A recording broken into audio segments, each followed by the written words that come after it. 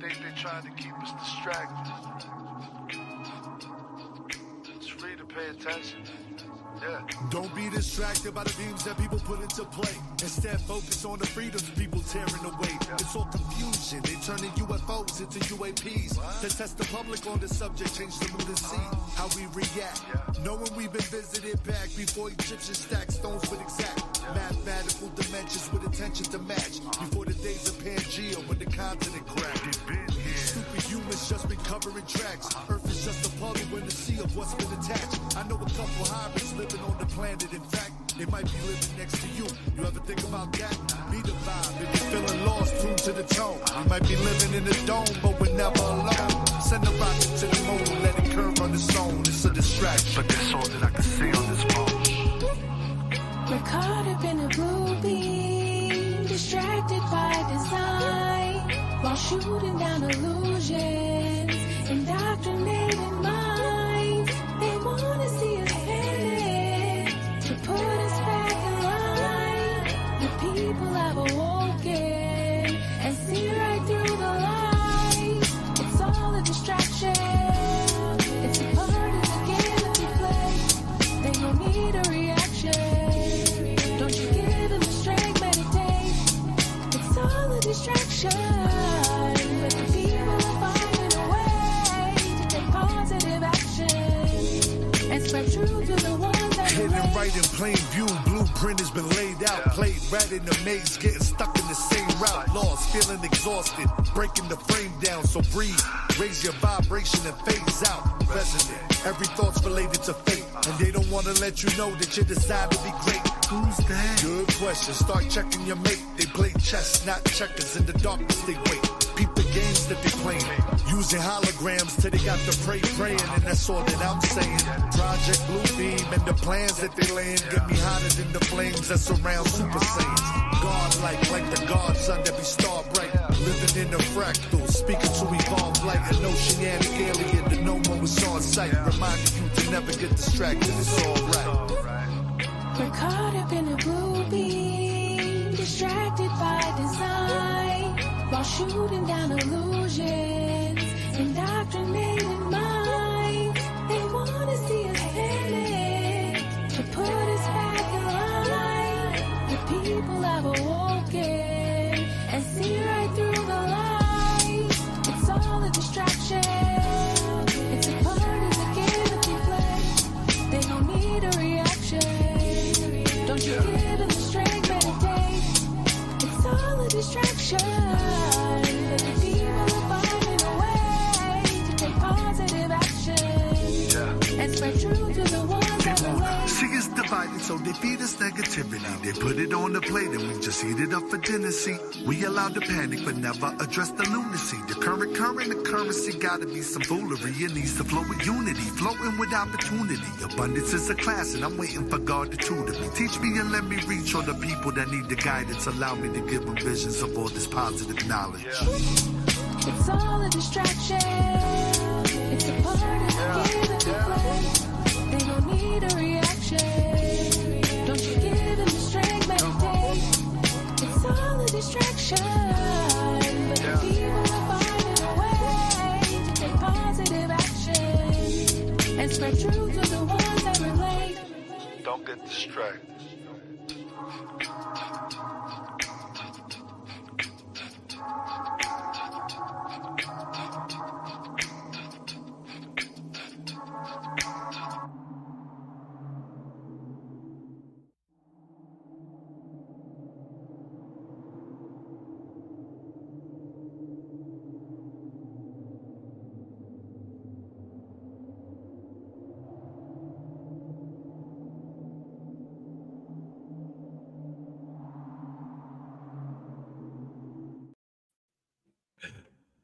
Good evening, everyone, and welcome to live here with Brandon and myself. Brandon from Tinfoil Tales, and me, Rive, with Codega's Codex of Curiosities.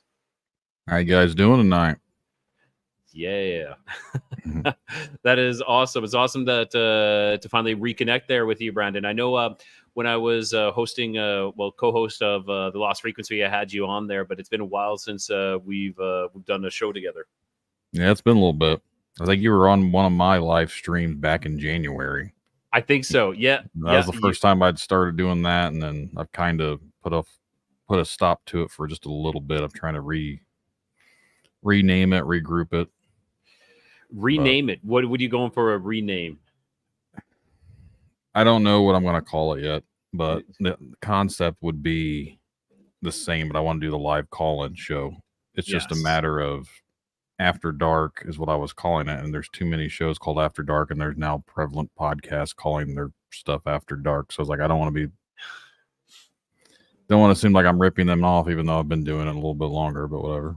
It's funny how that is. Yeah, I know we've talked about that where you were doing yours before, and then you're like, it's kind of convenient that all of a sudden now that they have snagged that name or taken that name, and it kind of sucks because it does look like, because they're such a prevalent podcast, it looks like they were the ones who started it, but we know that you were in the lead of that one. It is what it is. Like I said, I don't care at this rate. My headphones keep cutting out, so I don't know what's going on with that. Hopefully that'll get fixed. So Brandon, why don't you just for my listeners and viewers, tell them where they can find you, and then I will do the same, vice versa for yours. Well, for Tinfoil Tales, you can find me pretty much anywhere where I would assume you can find Rise Show. It's available on all the podcatchers, so basically Apple, Spotify, Spreaker. There is a YouTube channel. Obviously, if you're watching this right now on my channel, there's YouTube. So other than that, I would push Spreaker. That is my hosting service because I'm what I'm supposed to do, but I don't really care where people listen to me. As long as you're listening, I don't care.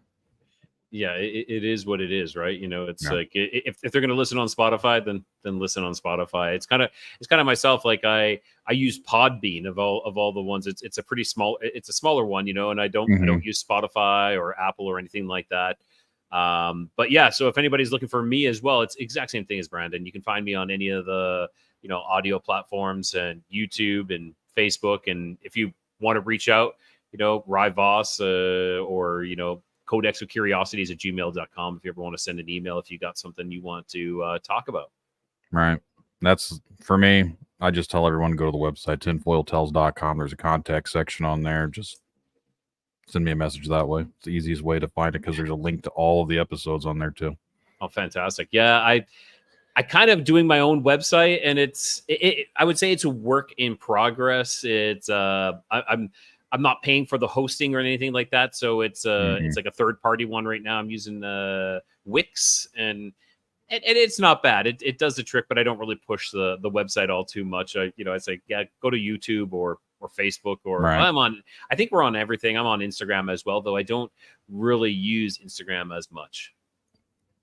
I don't understand Instagram in the sense of I don't understand how the algorithms work. Like I post things and they get no interactions, and someone else will post something and like they get like hundreds of people. I was like, well, why is my stuff being buried and someone else's not?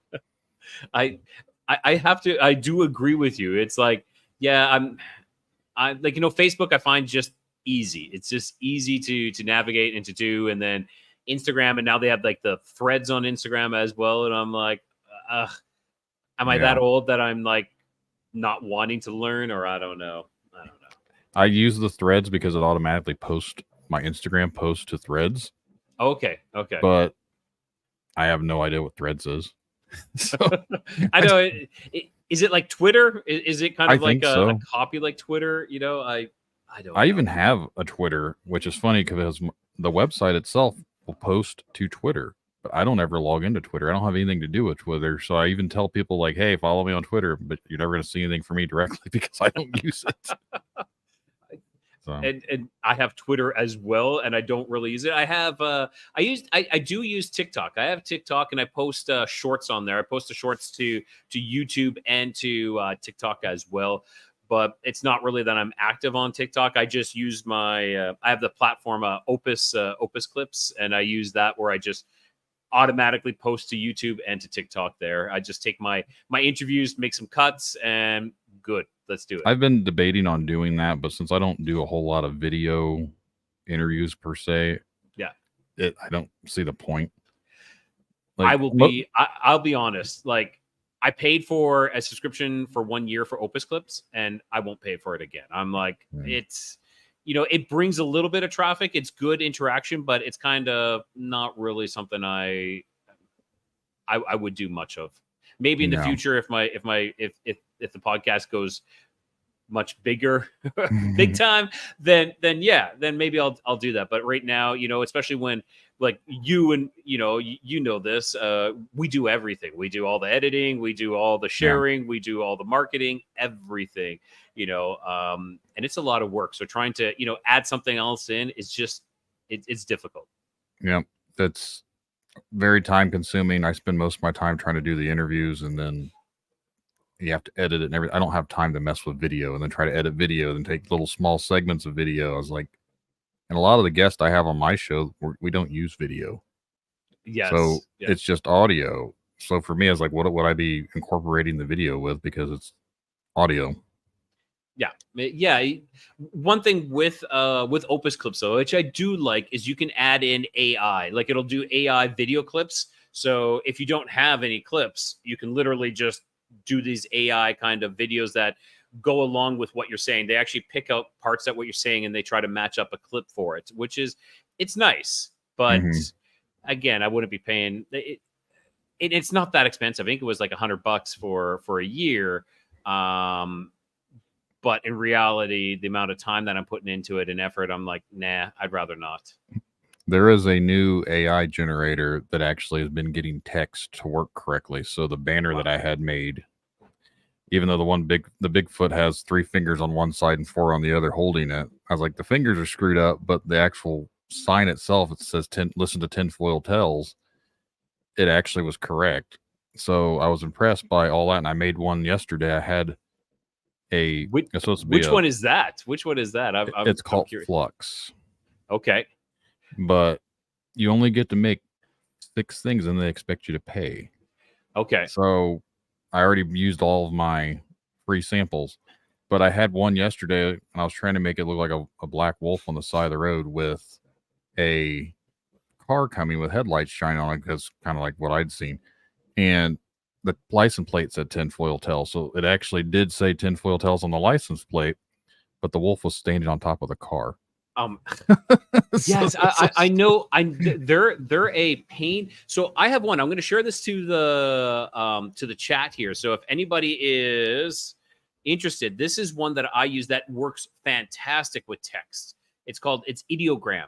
And yes, there is a limit, but it's a daily limit. I think it's like 20 pictures a day that you can do. And it's pretty good. And though I do use another one that I don't put text on, though, because it doesn't do text, but it has this retouching.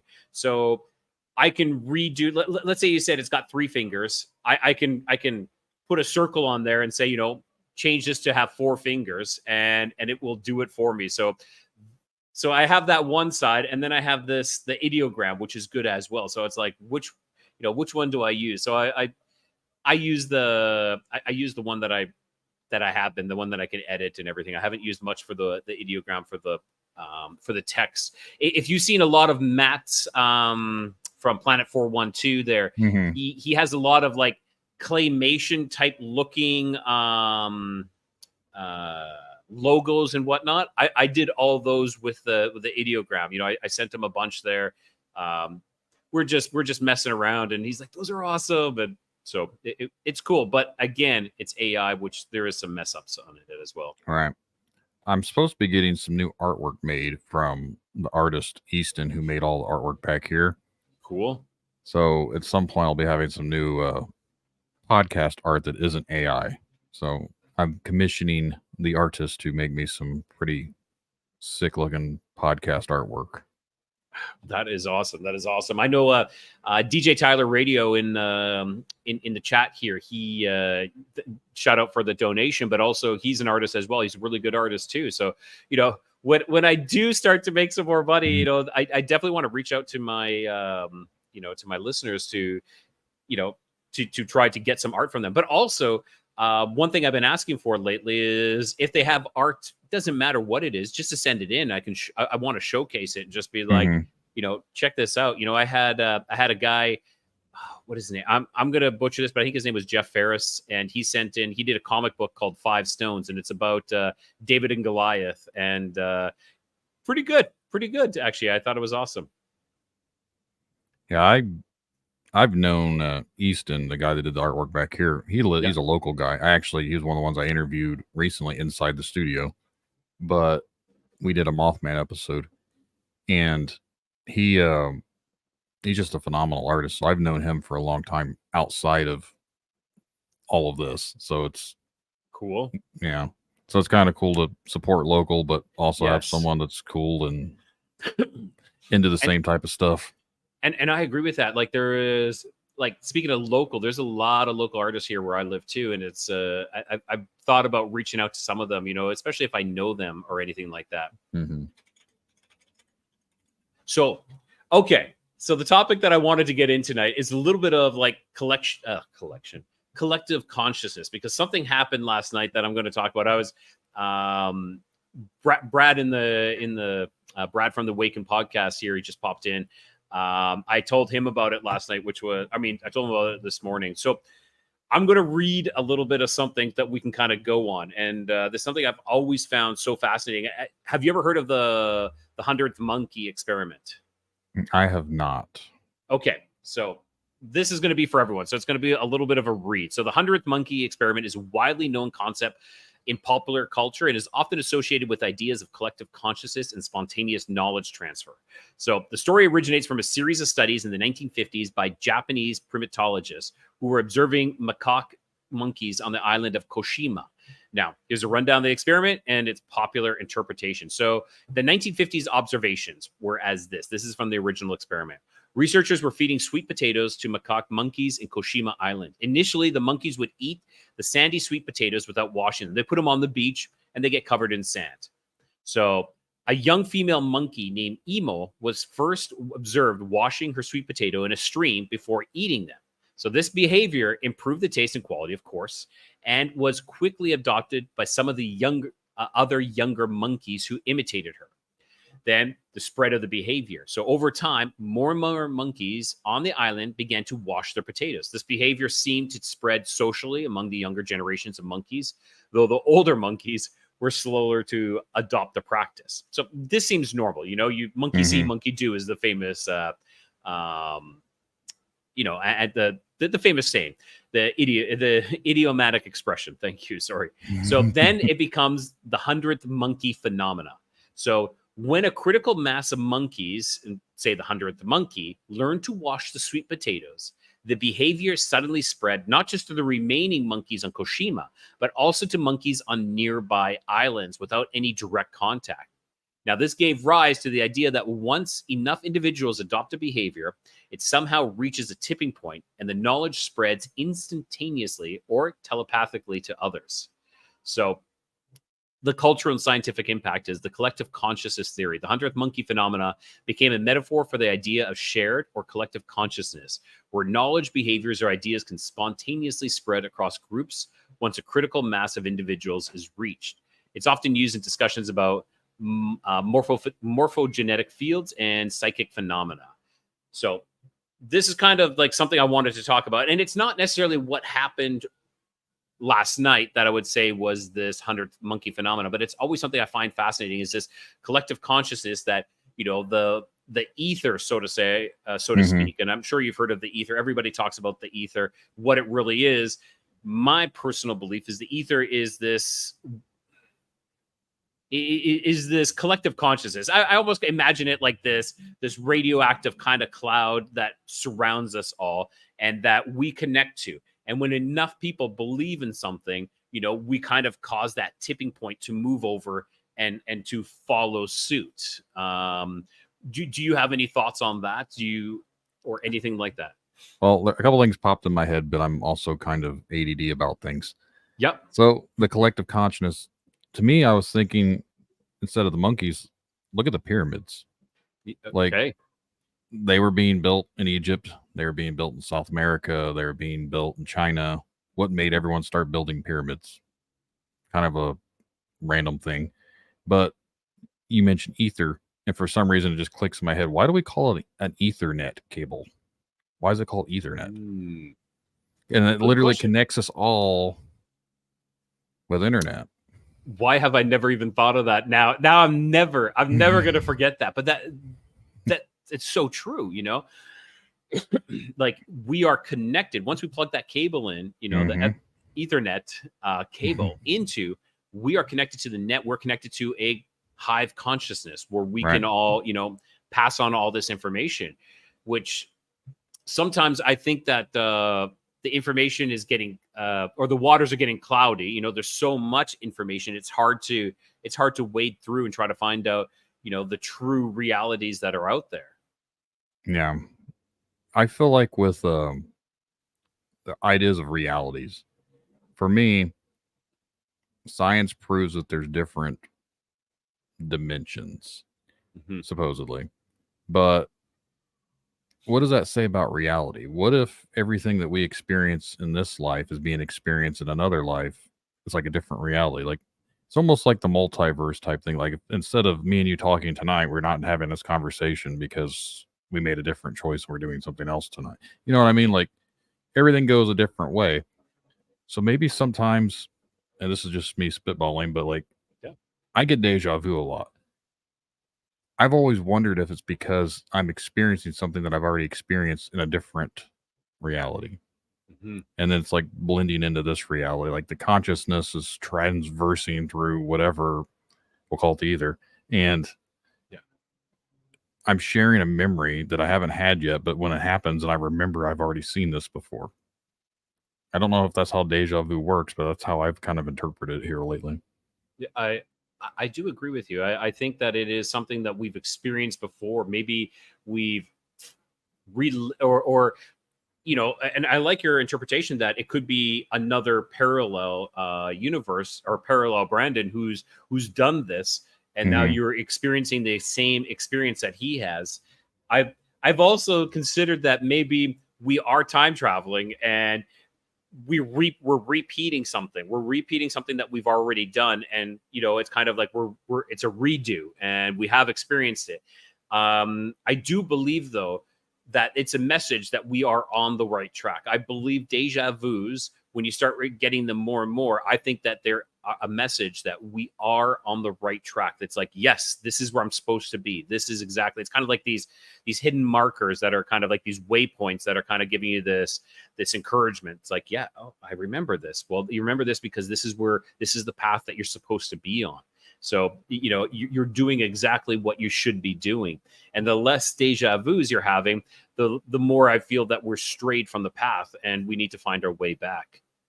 Someone else had told me before, if you experience deja vu, you're remembering it because for some reason that had some sort of impact, and whatever you were supposed to do, you have to make the right decision because you didn't make it the last time.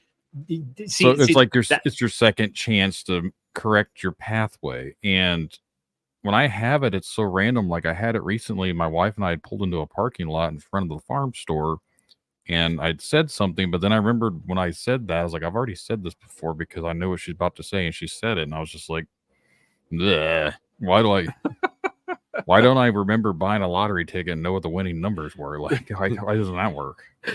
Right? What about, so there is another version of deja vu, and if it is a deja vu, but through dreams.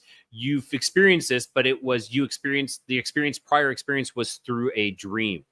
Have you ever heard of that one before? Yeah.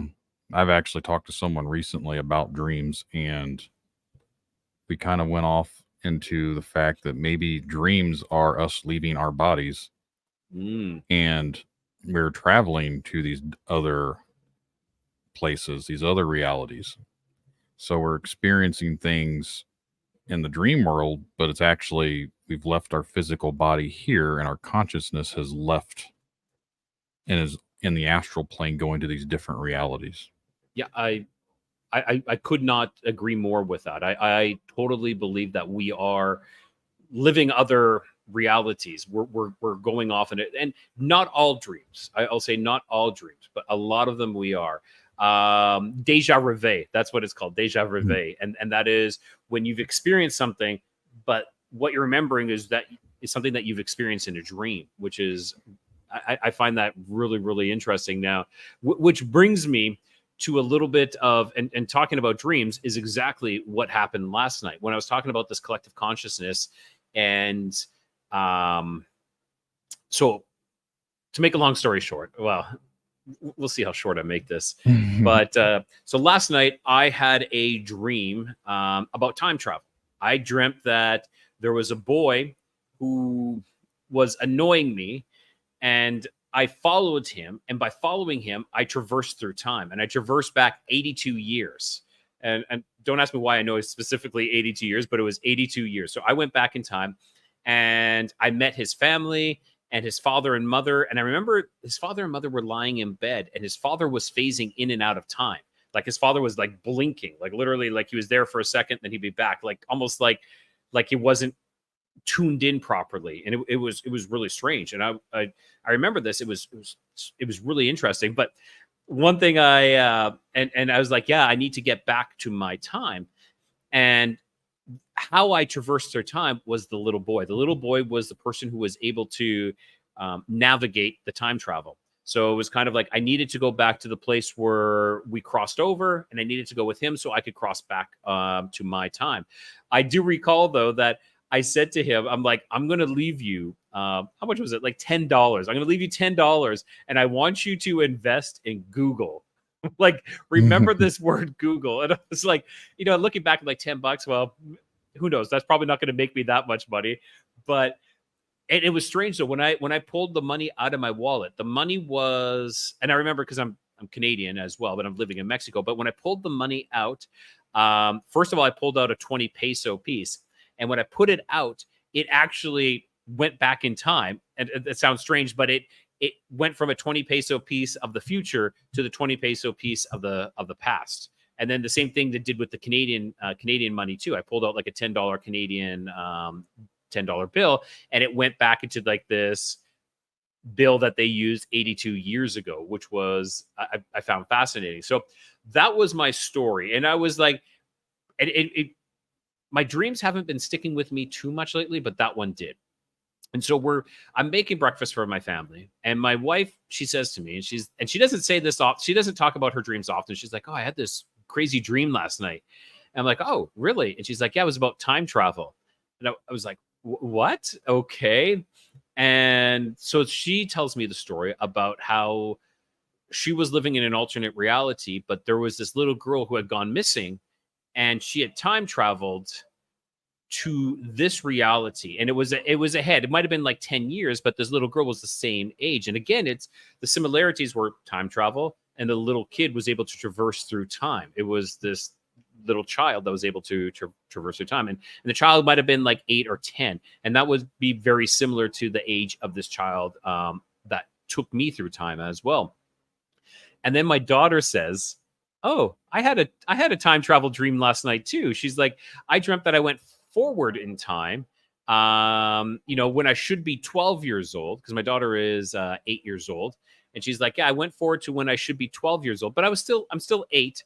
And she's like, "I went to one of she performs in gymnastics in trampoline competitions, and she's dreamt that she went forward in time to this event and was like helping coach herself." And again, a child around that age able to traverse through time. So the similarities and the collective consciousness of having the same type of dream shared between the three of us for the same night was something that I find so fascinating. It was so interesting. It's I would say it's very connected somehow, one way or the other. I had a dream last week, and if anyone ended up listening to some future episodes, I've talked about it on I think last 2 episodes I've recorded, but so probably November when those come out. But not like yours, but very strange in the sense that we were in a town next to where I live. So it's a little town about 15 minutes from here. And it was storming really bad. And I guess there was a tornado coming. So I was trying to find my family, and I was putting them down in the basement, but it wasn't a basement. It was basically like a place where you get your oil changed. So you drive in there, and they have where you can go underneath so the guys can work under your car. Yeah. I'm trying to get them to go down there. For some reason, my parents were there, and they had like my little one of my little kids. I was trying to find my wife, but my older son was there, and I'm trying to push him down into this hole, and I get pulled up in the air, and I get thrown into the wall. And I was assuming like the wind picked me up or whatever, but my nose was bleeding. Okay. And I'm like, well, obviously I got hit. I ended up waking up, and I remember in my dream my nose was bleeding. I went to work that day, and about 10 a.m. I do this because it felt like my nose was starting to run. My nose was bleeding out of the same nostril. What? And this was just last week. It creeped the shit out of me because I don't know how. Very strange. Like I had a dream that my nose was bleeding from being thrown into a wall, and now a few hours later, my nose is bleeding out of the same nostril. And I don't get nosebleeds, so wow, that is interesting. You know, like that's not a common thing. You know, I guess like if you get nosebleeds, it might be kind of common. You might have a dream about that, but if you don't get nosebleeds, like myself either. You know, I don't get nosebleeds. It's crazy. Yeah, I don't know how to correlate that to anything other than it's weird that I dreamed it and then it happened that same day. Mm-hmm. That is in.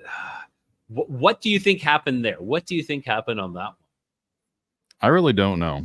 And I know we've talked about this before, so I don't really want to go diving into it, but yeah, the stuff that was going on in my house with my son or whatever, and I had that dream that something was trying to take him, and they touched me in the nostril, and I woke up out of that dream, and the next day is when I had that crusty blood on that nostril. Again, my nose doesn't bleed, and there was no blood on my pillows or anything like that. And that's when I freaked out. This was right before Christmas this past year, and I said something to my wife about it, and of course they all got a good chuckle out of it because I'm the crazy guy. Yeah. But there was these little pink things taking my son. They're like little humanoid creatures. I wouldn't call them aliens because they look more like little shriveled up potato men. I don't know what else you would call it. Like they were like very shrivelly looking pink people. Sounds more like the Fae. And my son was screaming for me, and I'm swinging and kicking, and this one thing come up with like something in his hand. It goes like this, and I instantly woke up out of the dream. And then like a wand. Yeah, something. It touched my nostril. I instantly woke up. My son was not next to us because he was in bed with us. Mm-hmm. He'd moved down to the foot of the bed, and I pulled him back up. He was only 2 at the time. Yeah. And I fell back to sleep. And then that next morning, I went to the bathroom, and I happened to look in the mirror, and I seen that I had like crusty blood, and I freaked out. I went right to my wife. I told her what I had dreamed, told her what happened, and she laughed, and she told her family that because we had family Christmas at our house that day. And they all got a good chuckle about it because I must have probed myself with my finger, and that's what I was dreaming about. I was picking my nose in my sleep, and I'm like, I don't know. Of course, everybody has to try to talk it out, you know, like to try to like, oh, you must have been picking your nose. It couldn't have been something crazy that you're talking about. But going back to the wand, you know, this isn't the first time. This is like the 4th time that I've heard someone talk about little creatures with wands. Mm-hmm. Yeah. And then maybe a couple of weeks later, I'd seen a shadow run down the hallway, and it was only about 15 to 18 inches, and it ran right into my daughter's room, and I chased after it. It was on 2 legs. Mm-hmm. I went to her room. I didn't see what it was. And then right before I had that dream, my dog was chewing on a tooth that looked like a little kid tooth. And then in February, I'd showed my wife the tooth of whatever. She apparently threw it away. And then in February, another little tooth was found from the same dog. Showed my wife. It's the same exact tooth that she threw away. Really? I have photos of that to prove that from 2 different time periods, it's the same tooth. And now I got to ask though, was your dog a puppy? Was it losing its teeth at that time? No, it's not a dog tooth. It is literally looks like a human tooth, and I threw it in a cornfield. Now people want me to go find it because they want to analyze it. I was like, I just wanted it out of my house. Fair. Okay, I understand, but it's because she was freaked out thinking it's the same exact tooth, and it has returned that she remembers throwing away. And I was like, all right, well, if it came back, I was like, I'm going to make sure I get rid of it because I went down the road and I threw it off in a field. Yes. So it wasn't on my property anymore. Fair enough. But so far, I thought we didn't have any more instances. And then back in June, my desk that I'm sitting at before I moved out here started getting covered in flies. I went outside to feed the chickens and I came back in. My entire desk is covered in 27 dead green flies. They were not there 5 to 10 minutes beforehand. What? And I've got photos of that too. I actually kept the flies, but apparently my wife threw them away because she said I was being a creep trying to keep all these dead flies. I was like, well, I got rid of the tooth. I was like, I'm trying to keep the flies, but she got rid of the flies. Whoa. That is part of the reason why I moved everything out of my house, because I feel like all the creepy stuff was maybe because of what I do. So I was trying to like not be in the house. Maybe things will calm down a bit, but we'll see. That's intriguing. You know, and like strange things happening. It totally, like doing this show as well for me. It's I've been having really strange things as well. And Cress asked like what happened to the rooftop webcam, because I used to record out on the rooftop, and it's not because of strange things happening. It's actually, I'll just give a quick thing, is that we got neighbors. There's a aerobics Zumba class literally right next door, and and they blast music and they're really loud. So I've moved inside. They also have a wrestling ring, because it's also they do that, but they also do luchador libre here as well. So they do wrestling. So they have like they're practicing wrestling. I can hear them right now practicing out there. But one of the last times I did a rooftop show, it was getting pretty serious about, we were talking about angels and demons and stuff like that. And a bird hit the wall right beside me and died. It's at night, so there's not really like they're pigeons. It was like a dove. And that's not like an omen or anything. Yeah, no, not at all. And this isn't the first time that a bird has died near me when I was doing a show. This is the second time actually. So it's crazy. So there's been a lot of crazy stuff that is happening, a lot of electrical problems as well. You know, when we start talking about this, and Brad from the Awaken podcast was, you know, Brad. So he's like, these entities live in the realm and they can see all our electrical broadcasts, and they can manipulate that, you know, our wireless. That's what they can manipulate. So maybe that's what's screwing my headset over here. Exactly. Maybe that could be something like that. It's really interesting. And then I saw what is it? One of your listeners, Crystal, was asking, does anybody keep a dream journal? And I used to keep a dream journal up to date. I've stopped. I think it was in 2022 was my last time I've recorded my dreams, though I still am recording them electronically. Like I'll put them in my WhatsApp, send it to myself, and I'll save them. But the reason I bring this up, and we're talking about dreams, is I had an experience that, and we're talking about your predictive dream where you had this nosebleed. So right. I had a experience where my wife had, and this is real life, this is the waking life, as I like to call it. So in the waking life, my wife had befriended this blind gentleman on the subway train. They would go to and from work together all the time. And so she would help him on and off. And he was a missionary. He would go down to Peru taking Braille computers and audio Bibles and pass them out. So he was putting on a presentation at his church. And he's like, he asked my wife if we would like to go. And my wife asked me, I was like, yeah, sure, why not? So we go there, and sitting at this random table, and this random lady comes up and she starts talking to me about this church. And she's like, oh, do you go to this church? I'm like, no, this is not my church. And she's like, oh, so which church do you go to? I'm like, well, I don't go to a church. And she was like, what? Like this deeply offended her. Then she was pretty upset about it. We started getting into a bit of a discussion about this. And I said, for me, my church is outside in nature and what has been created by our creator, by God, whatever you want to call him. I said, that is where you'll find, your closest connection. That's where I find my closest connection. And she was getting heated, but I kept it cool. That was the discussion. Fast forward a couple weeks later, I was listening to a show where a lady was talking about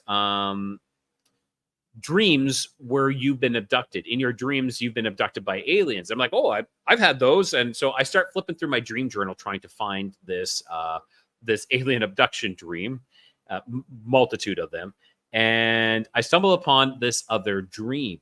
And I asked my wife, I said, when did we go to this church thing? And she's like, oh, it's the end of February. Like, no, specific date. So I believe it was like, don't quote me on this, but it was like February 24th. It was February 24th. And I was like, okay, you're going to love this.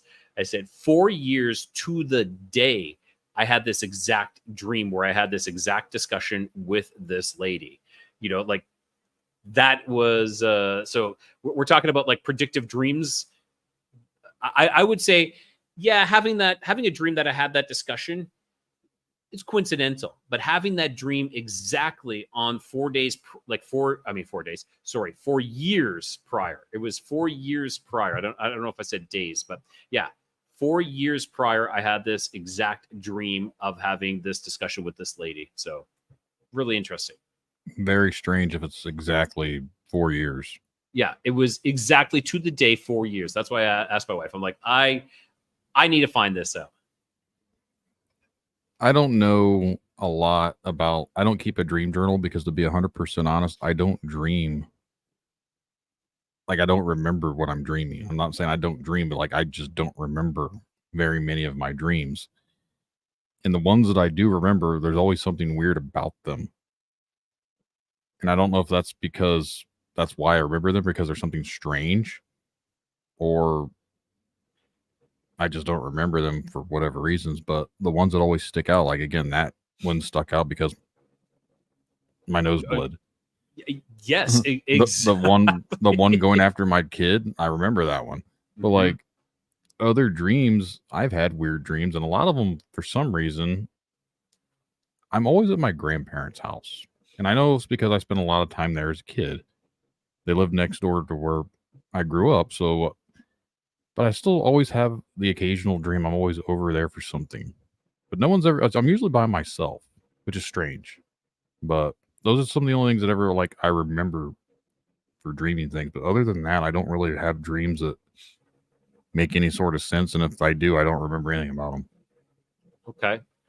Yeah, I would say in the last 2 years, and why I kind of almost stopped keeping a dream journal is because I kind of have started to forget, like, not remember my dreams as well. And so I used to, it was almost daily that I would be writing in my dream journal. And maybe they go hand in hand, is that when I would write them down, it was like a muscle. It became easier for me to remember them. So there would be, and also it would be like certain nights I would have like 3 to 4 dreams, and I would be able to write every single one of them down with excruciating details as well. So it's, and I like it's, and I agree with you when you're saying, like, I think we are traversing across to parallel dimensions, or parallel worlds. I had a guest on yesterday. His name is Caesar from he's got, what is it, Beyond the Frequency podcast he just started, and he was saying dimensions are vertical and parallels are horizontal. So those parallel worlds are all beside us, and each one has their own dimension to go along with it. Like, we're in the third state. It's very dense. It's because there's the second dimension, the first dimension as well. But I really like that I feel, though, that we're able to traverse laterally across to these other parallel worlds through our dreams specifically. Yeah. So the guest that I had interviewed, he was actually from, I believe, the Netherlands. Okay. And he's been doing this for years now. And we just kind of talked about some of the things that he experienced with it, some of the things he'd seen. And the thing that stands out the most to me is he said he saw dinosaurs, but it ended up turning into 2 humans when he was over there. Like, it looked like a normal, what he kept saying, a dinosaur, but then it ended up being like 2 human looking beings, or 2 humanoid beings. And he said he'd seen other types of different entities in these places. So I asked him, I believe I said, what happens if you were to die while your consciousness is somewhere else? Mm-hmm. Do you die here? Which obviously not everyone can answer that with definitive proof, but like he thinks that maybe a different version of you would just take over from this. Like, I don't know how that works, but because you can interact, I guess. The whole concept to me is I don't comprehend it, I guess. Yeah. I don't know if like there's multiple versions of us. So if I'm going to travel to a different reality and I see myself, can I interact with myself? Like, how does that work? But it's really interesting. Yeah. Like that opens up such a whole other discussion, you know, if we die in another dimension or parallel world, you know, possibly is our silver cord cut, which is what connects us, our consciousness, our astral self to our physical self. If that happens, then we die. But could it possibly be that we go in a coma, or could it be that we go into an NPC type mode, which there's a lot of people that do that, where they just kind of then just go into this programming, and then possibly, yes, someone else, another consciousness could come over and take over. Like, I did a interview with a lady who had a glitch in the matrix where she was she was 100% going to be in a severe car wreck. There was no ifs, ands, or buts that she could get out of it. She screamed, closed her eyes, and said, you know, I don't want to die, or I'm not ready to die. She opened up her eyes, and this is on Hollywood Boulevard. Okay. So it's busy. There is tons of traffic. It was a Saturday. I think it was like 8 p.m. She opened her eyes, not a car in sight. Like there was a car spun out in front of her that was sideways, and there was a car that was beside her, and she couldn't like go to the right, hit into the car. To the left, I think was the like the rail, and straight ahead was the car. She said she drove home. There was no one else there, no one on the roads, no vehicles, no people. She was able to park in front of her apartment, which she normally never can do. She called a friend to kind of like confirm things, almost in a way, to be like, this is going to sound strange, but you know, where am I? What is this place? What year is it? Asking all these questions. And then when she went to sleep, she woke up and everything was back to normal. Her belief is that herself in that reality died, was in the car accident, died, but she believes that she jumped over. Kind of what you're saying, kind of like, and I love that show Quantum Leap, the original show Quantum Leap. I think it is along the lines of that we don't, if we hit a high enough I don't want to say emotional, but a high enough like energy or frequency that we can jump over into these other realities. And that's what she believes happened. And I don't have any ways, like I don't disagree with her. I think that is a very possibility. That leads to the whole aspect with these other entities that interact with us. People use cryptids or alien, whatever you want to call it. What if they're entering our reality? I don't want to call them interdimensional beings or demons or whatever, but like we mentioned, Brad, we're surrounded by things that we can't see. These low vibrational frequency, we're all frequencies, we're all vibrations, like everything about us.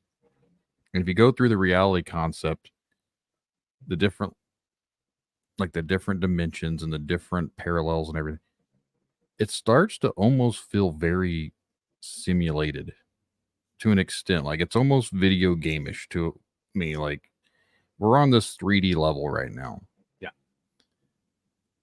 Maybe when we transcend from this world, like when we're done here, maybe we have to get to the next level. I don't know if that's what happens. Like, I don't want to say when we die, everyone says there's an afterlife. Well, maybe we just move on to the next stage. Like we advance to level 4. Yeah. So maybe some of these things that we're interacting, like that interact with us, like we call them ghosts or spirits or whatever, maybe they're people like us that have already moved on to this next stage and they're bleeding back into with us. Like we're having maybe it's us from the future interacting with our own selves. Like I don't know how that works, but if you believe in a lot of some of the things that people talk about, why couldn't that be a possibility that our consciousness evolves further on and now we're be able to come back and interact with ourselves? Because if there's multiple versions of us, maybe we interact with ourselves from different spots in reality. Goes back with deja vu too. It does actually. It does. It all ties back in. I like that thought though, that we could be leveling up, and a lot of people get scared when they hear we're in the matrix. We're in the simulation. They believe that it's not real. Like, oh, we're not real, but we are. Like, perhaps this avatar that I'm in is not 100% real, but the consciousness controlling it is. It doesn't mean that there's no creator as well, because there still is a creator. And I like that. It's kind of like, yeah, this is the next level, and then we could move on into the next one. What is that next one? Well, it could be that we could transcend time. Like the fourth dimension is said to be time. Is it possibly that time then at that point doesn't exist? It's just a construct that we're able to kind of like dial in, like just to move in this way or move in that way. And we talk about that time travel as well. It's very, very interesting. I like the thoughts. I like the thought of that. Now I totally lost my train of thought. I was going to say something, but I totally forget. But yeah, go ahead. Sorry, I'm lost, which is normal. No, for me, like, I love thinking about stuff like this. Mm-hmm. But then I also start to wonder if this is true and we can do stuff like this. Who else does it and then can impact things negatively? Yeah. Like, we all think about wanting to interact with our other selves and this and that. What if other people use it to manipulate things? And then if you go down that route, here comes Mr. Tinfoil Hat over here. What if that's what we're in right now and we're being controlled by the ones that we call the string pullers or whatever? They're not allowing us to transcend because they need us to continue here. And we're not able to completely evolve to the next stage because for some reason they're wanting to hold us back.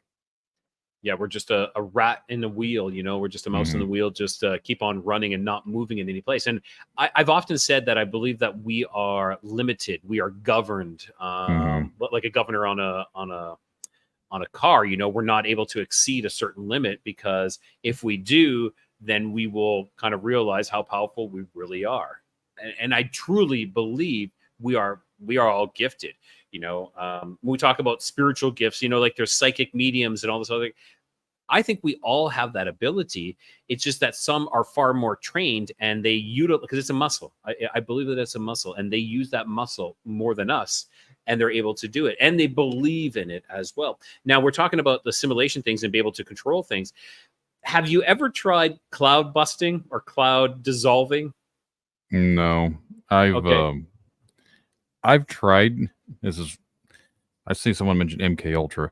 I've tried to, I don't know what it would be considered, but like I've tried to use my mind to like move stuff, like, or think things, or trying to like force things into reality, and it's never happened.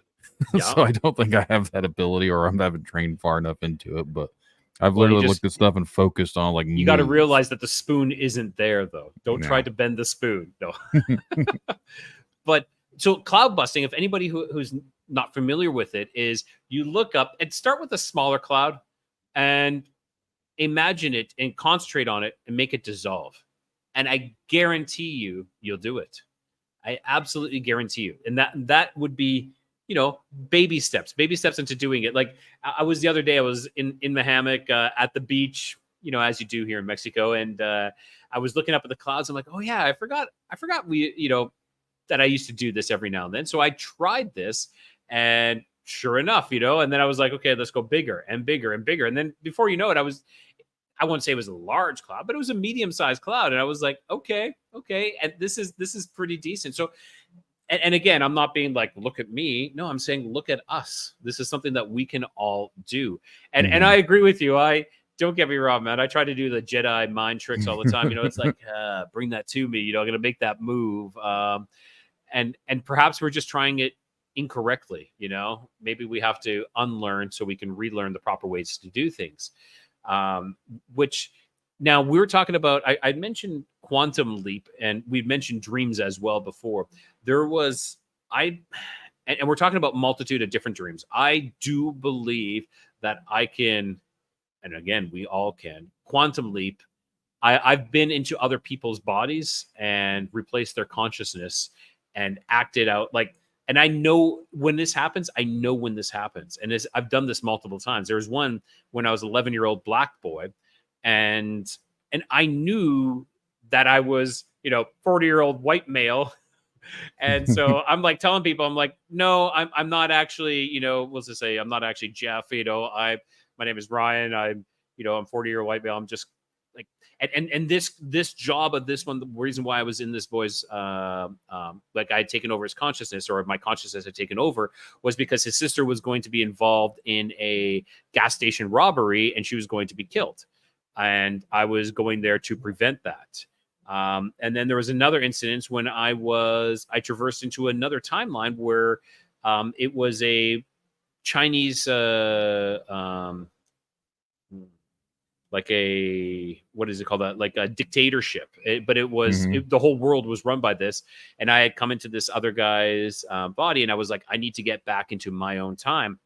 But this guy that I was in had football tryouts, so I had to go and compete in football tryouts, which I've never played football before, and so I had to compete in this. And so I was able to get him in. I was like the third string or something like that, but I got him on the team because he's normally a really good player, and it's very interesting. And I had talked to a scientist about when I was there about how to return, and the return it had to do with the Van Allen radiation belt.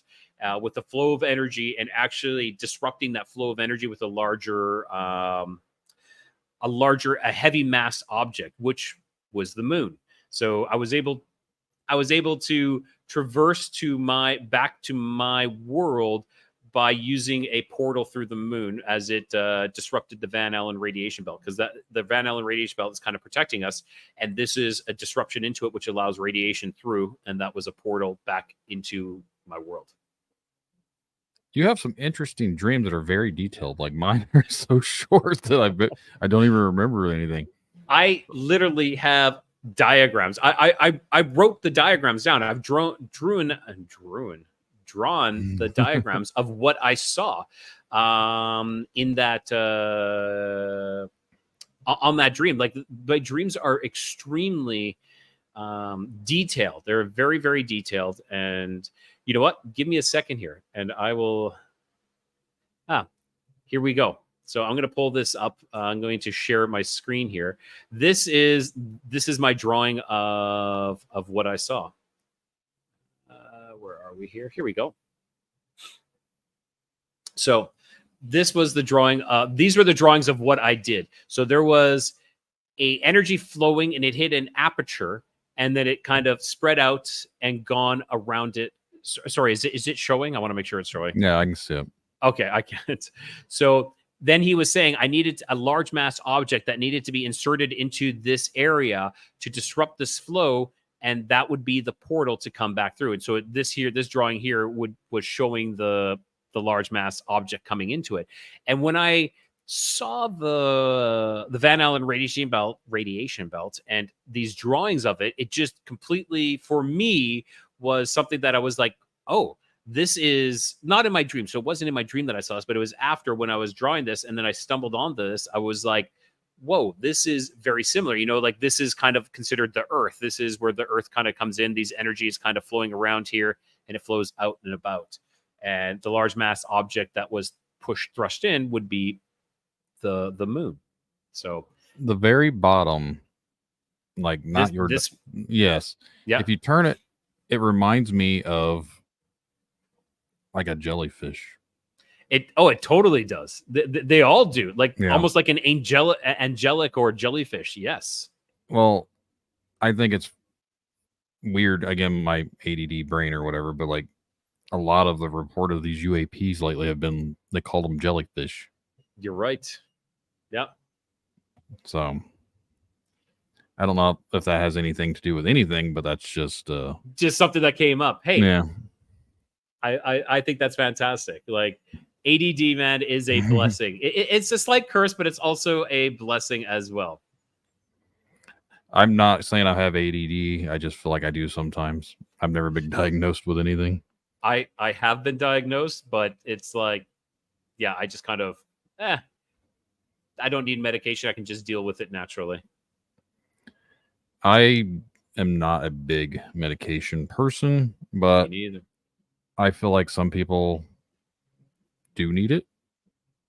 And if it works for them, great. If it doesn't, but I'm never going to be one that ever wants to try and push that on people just because I feel like everyone gets too much stuff pushed on them from doctors. I agree totally. I am actually taking a little bit of medication right now because I stabbed myself with a nail quite deeply into my Achilles tendon. And so just to prevent the infection, I am taking that. But they gave me these heavy duty painkillers. I took one, and it is to these painkillers literally cancel your ability to feel pain. I felt great that first night, and I was like, and then the next day, my foot was worse because I felt great and I couldn't feel the pain and I couldn't actually, like take care of myself. So I was like, yeah, so I'm not taking those again. And I did actually look into all the side effects, and I'm like, nope, let's stay away from those ones. Yeah, I've been prescribed stuff here and there, especially like when I've done something to hurt myself. I usually won't even take them just because I'll tolerate it if I can. Sometimes, like when I've had kidney stones, there's no way. I have to have something. I was like, I don't know how anyone, that is the worst pain I have ever had is from a kidney stone. I have never had a kidney stone, knock on wood. You don't want to ever have a kidney stone. No. And then when you finally pass, at least if it's for me, when I seen how small it was, and it made me even more disgusted to see how small it was and how much pain it put me through. So yeah, no, thank you. And Cress, you said get yourself a tetanus shot. So I'm going to actually give you guys a little bit of a on tetanus. Tetanus, yes, it can rusted metal. But what it needs is manure from either a cow or a horse to actually give you tetanus. So this rusty metal is not something to be afraid of. It's maybe perhaps if you live on a farm, then maybe you need to take care of yourself a little bit more. But no. I just cut my arm last week picking up my my trash burning barrel. Yeah. I bumped the bottom with the lawnmower because it's on blocks and it fell over and it broke in half. So when I went to pick it up, it cut my arm. I was like, no, I got to go get tetanus shot, but I didn't because I've been cut by metal so many times working and everything. I don't ever think about it. So at this point, I haven't had a tetanus shot in years, but yeah, it's when I looked into it and actually got like the real information out of it, I was like, oh, that's never going to happen. So I am fine. It's been about 20 years ago. I think I got one because I used to work building RVs, like little travel trailers, pull behind trailers. And the gun that I was using to frame up something shot an extra and I couldn't figure out where it went. It went right in through my knuckle. Oh, and it went through the nerve. So I didn't even feel it. So I didn't even know I shot my finger. So I had to go to the ER and they had to pull it out and they gave me a tetanus shot for that. Oh, man. How do they pull that out? You know, they get like another hammer and get the nail puller on it. And what they did is I actually think was probably worse. I still felt it even though they numbed it. Yeah. But they give me a shot in this side of the finger and then they gave me a shot between. That is the worst place. I've gotten one there.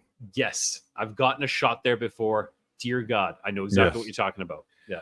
They did that to numb it. And then when they pulled, they said, you're going to feel pressure. I felt more than pressure. I'm sorry. And then this has been 20 years ago. And I still struggle a little bit to bend that finger all the way. Wow. It went right through the knuckle and into the nerve. Jesus.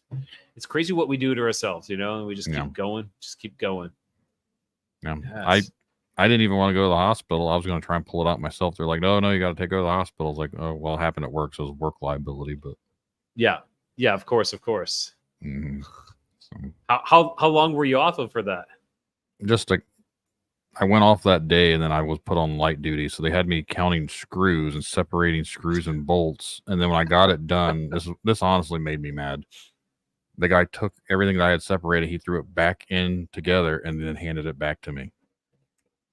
What? Because they had nothing for me to do. So he literally took everything that I was doing and I separated everything. He threw it all back together so I could separate it again. And then I stopped going. I went back to the doctor and I told them to just let me go back to work because I'm not going to sit in here and do this. This is pointless. Yes, exactly.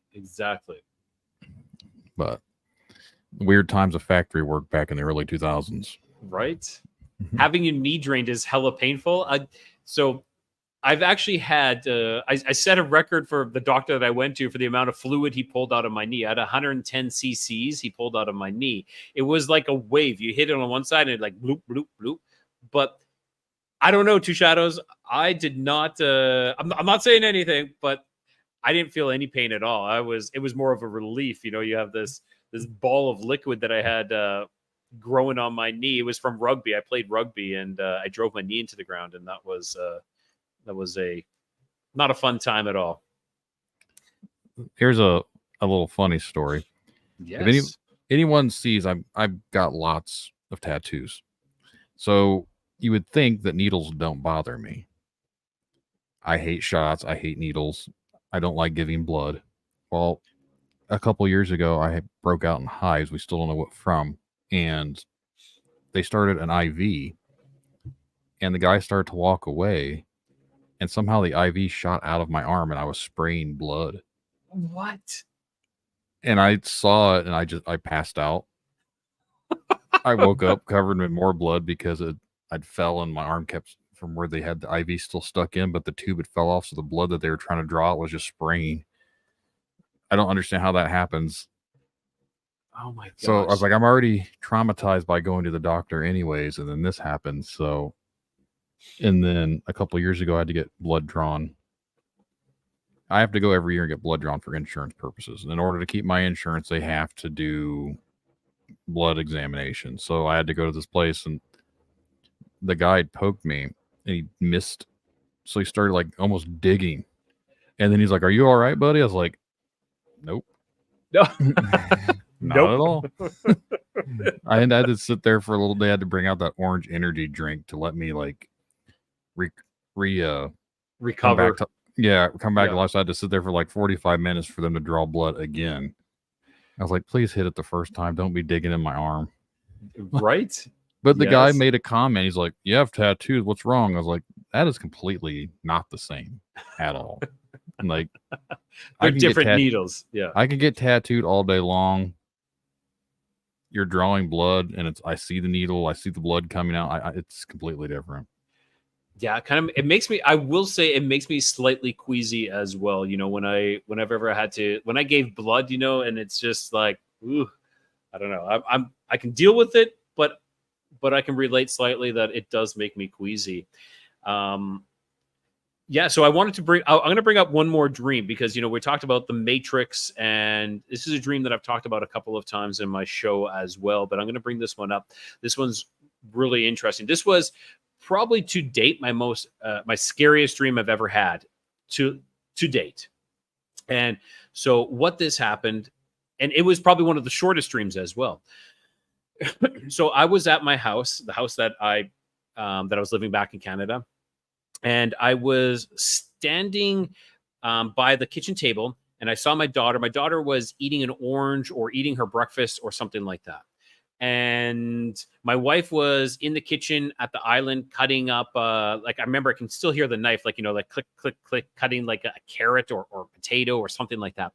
And the power went out. Okay. So it all went out. And then 30 seconds later, everything went out. So when I mean everything, I meant like the world went out, like powered down. It was as if everything was being run by a quantum computer and it reset. So everything, and it sounded exactly like a dunk, and then like this. And it was completely black outside, could not see anything. It was it was terrifying. And then my wife freaked out and she ran around the island to come to me, but she caught her hip on the side of the island and kind of like fell onto the ground. But we can't see anything. Like this is what I saw, but yet I didn't see it because it was completely black. It was blacker than black.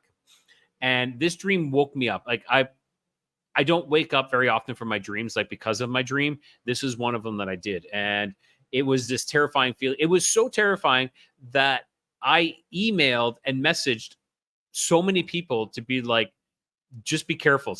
I feel like something bad is going to happen. And it reminded me of, and it's not like I was too much into the Bible then or anything, but it was like the 3 days, I think it's like the 3 days of darkness that were profited to, or like was like, what is the word I'm looking for? That were said to happen, that was going to happen, this 3 days of darkness. And if you go outside, you'll be tempted to go outside and you'll be like ripped apart by demons. Yeah. And the only lights that you could have would be candles that were blessed, which I still don't have a blessed candle, but that would be the only source of light in this time. And I was absolutely terrified by this dream that I started messaging everybody. Then 2 weeks later, I'm watching a movie called, and I don't know if you've seen the movie. It's a B movie, it was like on Amazon, and it was called The Mandela Effect. And at the end of the movie, he is able to slip a code. Like he's able to get a code into this quantum computer and change reality because his daughter had died, and he wanted to like re-jump the computer and start over from a different time. And when the computer shuts down, it's identical to exactly what I saw in my dream as well. This quantum computer shut down in this movie, and it restarted, rebooted, and started over again. I haven't saw the movie, but very again, you and your dreams. Yeah, you have no idea. You have no idea. It's crazy. And again, it was like that similarity to waking life, my dream life and my waking life, where there was something that it was just this tie-in again. It was really, really interesting. So yeah, if you haven't seen the Mandela Effect, if you're into the Mandela Effect, it's a good show. Like again, it's not like this amazing blockbuster, but it was a good show. But it terrified me when that happened. I had this like the feeling that I had when I had that dream was exactly the same again. It was just like boom, and I sat there and I was just sitting there like, oh my god, like this is exactly what I felt. So was I in the Matrix for a shutdown? Was I awake during one of the shutdowns? Or maybe we're always awake and the shutdowns happen on a regular interval, but I actually remembered it. We're not supposed to remember it. Maybe I actually remembered it. That's my theory that I go with that dream, is that I actually remember one of the maintenance shutdowns. Have you ever been into a dream and you've told yourself to wake up, and then you wake up out of the dream, but you're still in a dream? So I have not told myself to wake up out of a dream, but I have woken up into another dream. And then in that dream, I talk about my dream that I had with the people that I'm with in the second level. So my first dream, I'm able to remember those details. And so in the second dream, I tell people about the dream that I had in the first one. No, I remember this one because again, I remember all the weird shit. Yeah. And I was flying like Superman. And I said, at some point I realized I can't fly. So I'm telling myself, like, you're clearly dreaming. You can't fly. You need to wake up. You're dreaming. Yeah. And then I woke up and then I was somewhere else. And then I remembered I was dreaming in that one. And then I ended up waking up for real.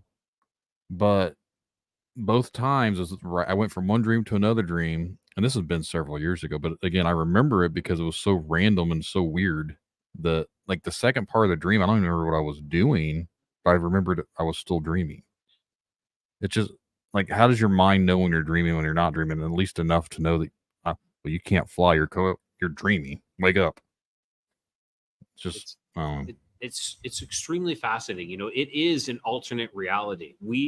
Dreaming is an alternate reality that we live in. We spent 20% of our lives in this state, in this sleeping state, that it is an alternate reality. And to what extent and to what abilities we have and where we go, that's still all up in the air. Like, no matter what I believe and what I say, it doesn't mean I'm right. It doesn't mean that I know. It's just a gut feeling of what I believe on some of them, like, because a lot of people when I was younger, a lot of people have told my dreams. They're like, oh, well, that's a recollection of what you had, or, from the day, like your experiences from that day. You're just your mind unwinding. And I'm like, yeah, I've had some of those dreams. I think we've all had some of those dreams, but not all of them, and I actually would say that's a smaller percentage of my dreams are these kind of like unimportant kind of dreams that don't really matter. But I've had too many time travel dreams. I've had too many quantum leaping dreams. I've had too many, like just too many dreams where I am either someone else, I'm going into another place, another time. And it's too real. It's just too real. The other day, I remember this because I said something to my daughter, the oldest one, and in the dream, I remember she got in trouble at school for what she was wearing. Okay. And then when I woke up and I'd seen how short her skirt was, and I had said something to her. I was like, if you get in trouble today, I literally already had a dream about this. Please wear something under that. Yeah. They're supposed to wear dresses or whatever when they have games, and she had volleyball, so she's wearing a skirt, and it goes down to her fingertips, but I don't know. I'm just overprotective dad sometimes, and which is good. Yeah. And so she did wear something underneath that. Yeah, then, she had shorts on under it anyways, but I didn't know that. But for me, I had that dream. I was like, that's the premonition. It's going to tell me that you're going to get in trouble today. But apparently not.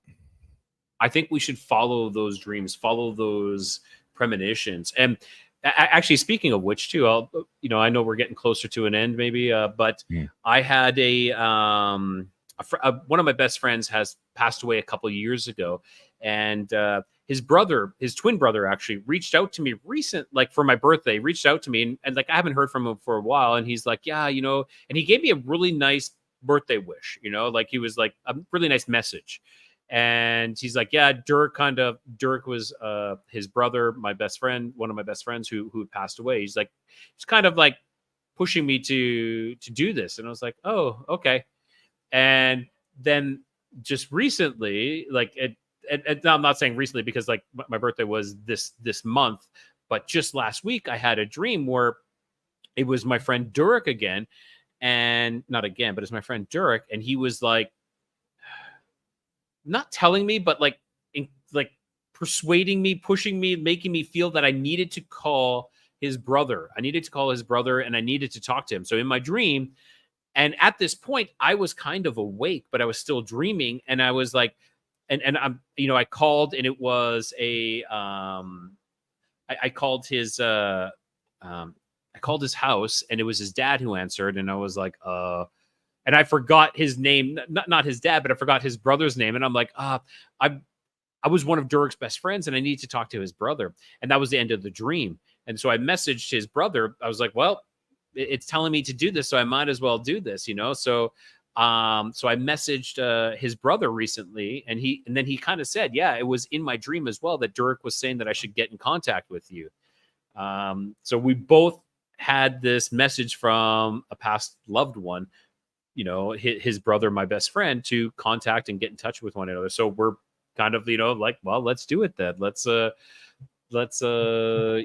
build a relationship, like let's do something, let's start talking, getting to know one another. Mm-hmm. I don't, like I said, when it comes to dreams for me and the other realities and everything, I would like to believe that we are going somewhere else. Yes. Yeah. Like, I would like to think we're not just trapped in our own thoughts. And I believe we have to have some sort of abilities to where we're not just some neurons firing off in our sleep, and we're imagining things, because some of the things like that we've thought about, like with your dreams, for instance, and how detailed they are about certain things and like being in other people. Why would you think that? Like, you don't think about stuff like that normally, so why would your mind randomly just go to that? Yes. But before we wrap this up, I was going to ask you earlier and I forgot. I completely spaced it, but I was thinking about this. When you have dreams, do you see yourself in like the first person, or do you actually see yourself in third person? Great question. It's multiple. It depends. Okay. So my dream last night where I said I was like this, where I travel back in time, I was watching it in third person, and I was a woman. I wasn't myself. I was a woman, an older woman, maybe 10, 15 years older than me. And I had kind of whitish blondish hair. And then when I traveled back in time, then I was looking at first person. So it definitely does change. So great question. Yeah, they change. How about yourself? Mine change a lot. And for the most part, the ones that I remember are in third person. Okay. And I have a very creepy one. Let's hear it.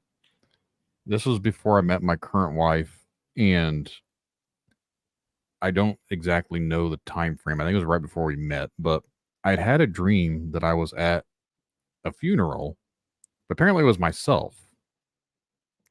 But I was standing in the corner, and I seen all these people that I knew, but I was seeing myself in third person, but I was also in the casket. Okay. But no one could see me standing there, so I felt like I was my ghost watching my own funeral, but I was watching my ghost from somewhere else. Like I was watching my third person ghost watch my third person dead body and watching it at my funeral. Interesting. Like that's Inception all I remember, kind of thing. Yeah, that's all I remember about the dream. But I woke up and I was like, what in this? What was all of that about? That's some weird craziness going on. Yeah.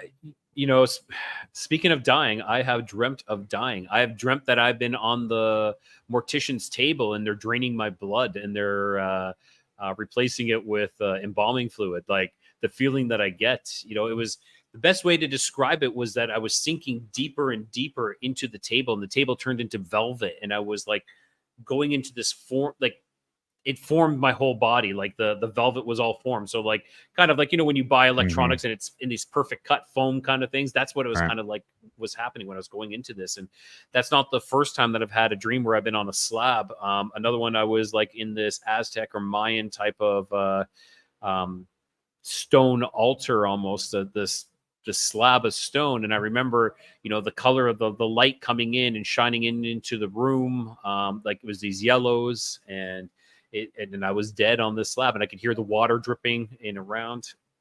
Really interesting. I know we're going to wrap this up soon, but for me, some of those sound like almost abduction, like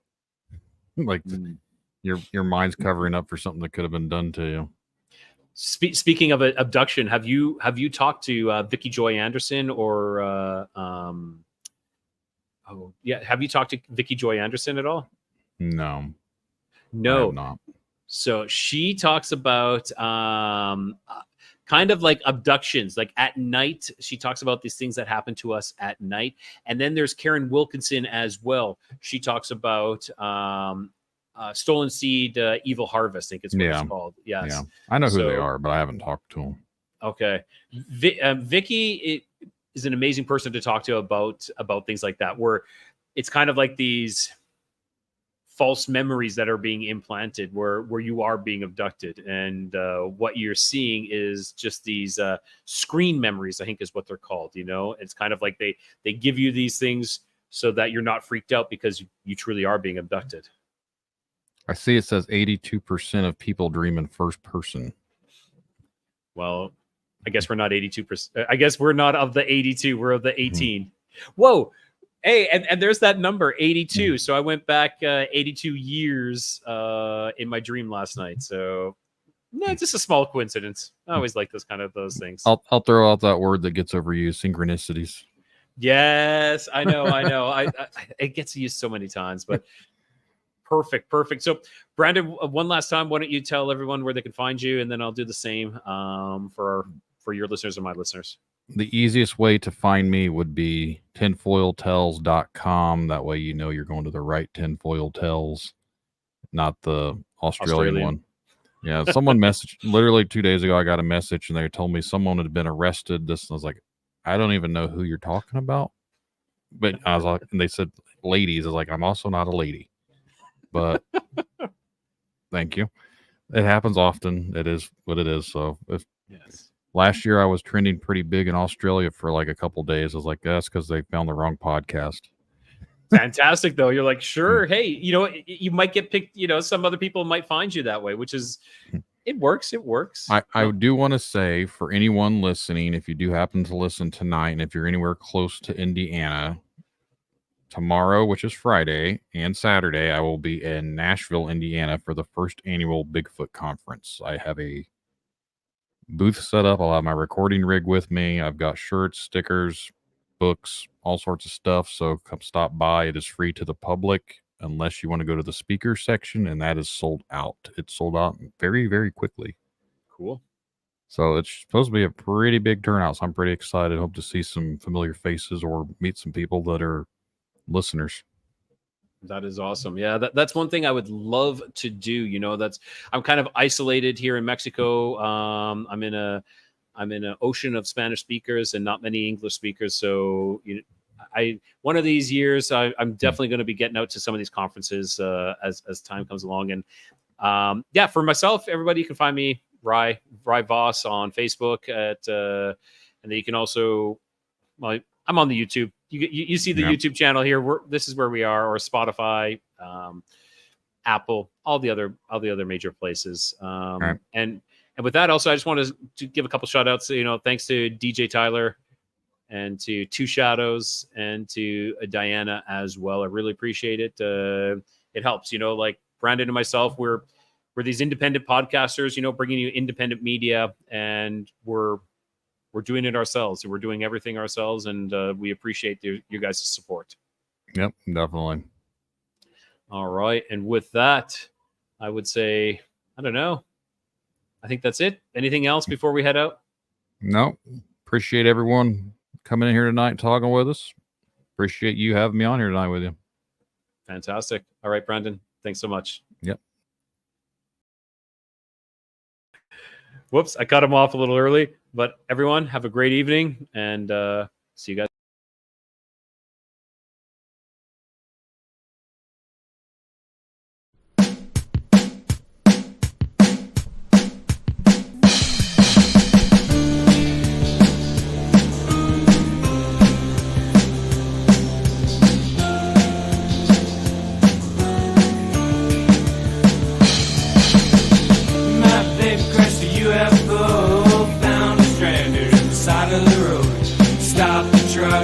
Talking to some aliens.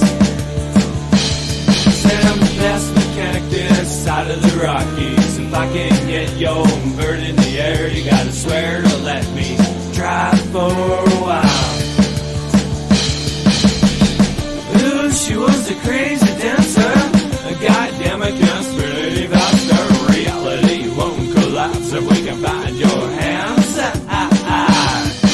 It wasn't long before the saucer hummed, and I knew straight away this was gonna be fun. We decided to race along. I would pass with me in the truck and her in the air, and the moon to the left like a roadside flare, illuminating the valley we call paradise. Ooh, she was a crazy dancer. Goddamn, I can't believe I start reality won't collapse so we can find your hands. Ooh, she was a crazy dancer.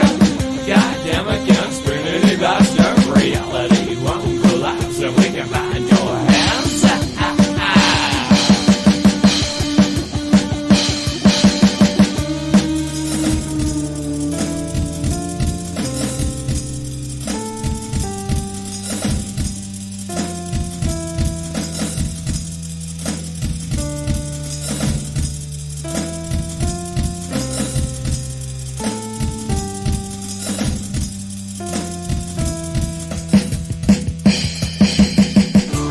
Bishop Creek when I saw them burn. Took a sharp right on something voted too a little too fast for her with lights out.